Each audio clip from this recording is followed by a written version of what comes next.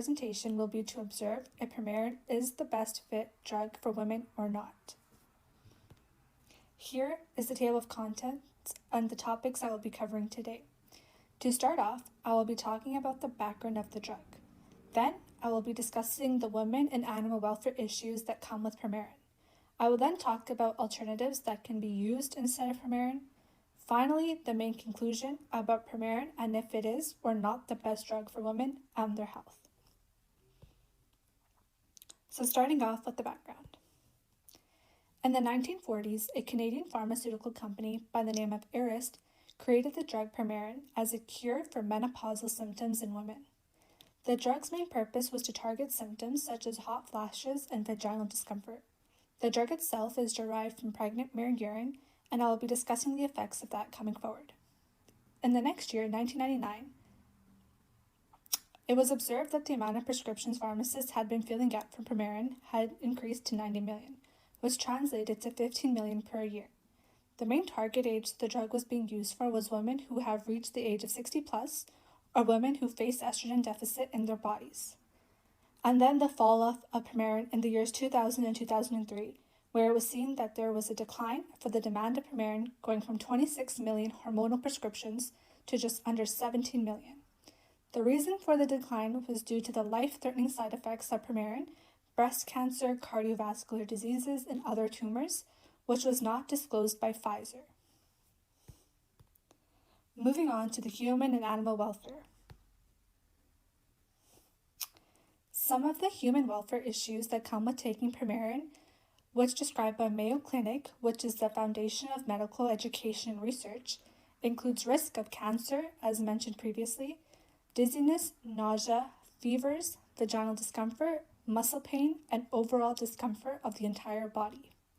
It was deemed that with all of these side effects that are occurring with taking the drug, it weighed more negatives than positives. Pharmacists recommended that the safe amount of dosage that a woman can take per day is about 0.3 milligrams before the amount taken can cause cancers and tumors. There has been a case in China where the pollutants of the estrogen went into the drinking water, and at this time the news had gotten out that breast cancer might be an outcome from the estrogen hormone, so the women in China had to be tested for the cancers. Moving on to the animal welfares. The collection of Premarin is, from as said, from pregnant mare urine. The mares are being housed in standing stalls where they have to stand for a long duration of time with attached bladder bags. The concrete is hard and cold, and the horses are given poor food resources where they are being limited and deprived of fresh drinking water. Through time, it has been observed that with the cruelty the mares go through, they have had issues from such as organ damage, hoof injuries, and joint pain. The mares are being kept in the stalls for about 6 months of their pregnancy. Once the mare gives birth, she is forcibly impregnated again so she can go through the whole process of urine collection. In a study done by Lee 2002, out of the 40,000 samples eyes of mares, the mare had to give birth to over 30,000 foals. So here is a timeline for the farming of Premarin. So in the 1990s, it was seen that the animal rights activists had gotten together and had collaborated with medical professionals to raise awareness about Premarin. PETA had gained support from over 3,000 medical professionals and did not support the production of Premarin, which led to the making of educational campaigns about the drug to women. That campaign had over 500,000 members to educate women about the effects of Premarin.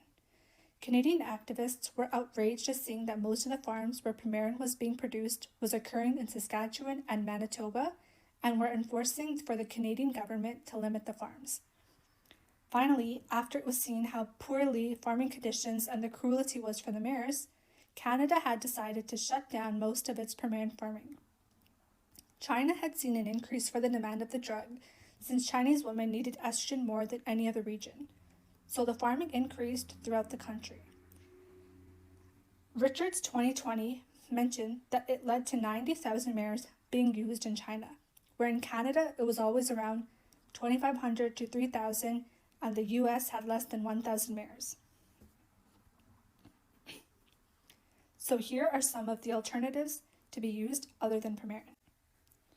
The first alternative that is suggested by dietitians and doctors is that women who are having symptoms for menopause should revert to healthier changes in their diet and should incorporate more sources of exercise. Diet changes include incorporating healthy carbohydrates such as non-processed healthy sugars and fibers, proteins, and foods that are rich in soy and plant-derived proteins. A chemist by the name of Eli had discovered Anastatica hyrochontica L, which is a herbal therapy treatment which was commonly used for making the childbirth process easier. It is composed of CECs, which is conjugated equine estrogen, so a mix of steroids, which helps with menopausal symptom pain relief. The herbal treatment was deemed to be safer than taking Premarin. Painkillers such as Tylenol and ibuprofen are also seen to be just as effective for curing the symptoms without having to take the estrogen hormone therapy drug. Finally, diethylstilbestrol, which is a non-steroid synthetic estrogen, was also seen to be a better alternative from Premarin. So the overall conclusion. Premarin is not the only drug out there to treat menopausal symptoms, given the alternatives. Premarin is not the best suited drug for women's health due to its health risks in women and its animal cruelty in the mares.